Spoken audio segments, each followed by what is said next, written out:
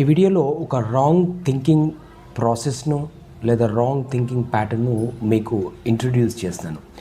జనరల్గా ఏదైనా టఫ్గా ఉన్నటువంటి ప్రాబ్లమ్ను మనం చేసేటప్పుడు, ఫర్ ఎగ్జాంపుల్ పిల్లలు మ్యాథ్స్ చేసేటప్పుడు అది డిఫికల్ట్గా ఉందని దాన్ని ప్రోక్రాస్టినేట్ చేస్తారు, అంటే వాయిదా వేస్తారు. కానీ ఇక్కడ మనం అర్థం చేసుకోవాల్సింది ఏంటి అంటే, మన బ్రెయిన్ ఏం చెప్తుంది అంటే ఆ ప్రాసెస్ మొత్తం డిఫికల్ట్గా ఉంటుంది అని చెప్తుంది. కానీ వాస్తవానికి ఆ ప్రాసెస్ మొత్తం డిఫికల్ట్గా ఉండదు. ఆ ప్రాసెస్లో ఒక పార్ట్ లేదా 2 పార్ట్స్ డిఫికల్ట్గా ఉండొచ్చు, మిగతా అంతా ఈజీగానే ఉంటుంది. ఇది థింకింగ్ ప్రాసెస్లో మనం కాగ్నిటివ్ డిస్టార్షన్స్లో భాగంగా ఇది ఉంటుంది. కాబట్టి దీన్ని మనం అర్థం చేసుకోవాలి.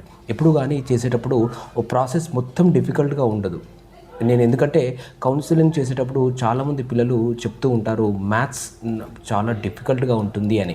ఇక్కడ అర్థం చేసుకోవాల్సింది ఏంటి అంటే, పేరెంట్స్ కానీ పిల్లలు కానీ ఆ మీరు చేస్తున్నటువంటి మ్యాథ్స్ కావచ్చు, ఇంకా ఏదైనా సబ్జెక్ట్ కావచ్చు, అది ప్రాసెస్ మొత్తం డిఫికల్ట్గా ఉండదు డిఫికల్ట్గా.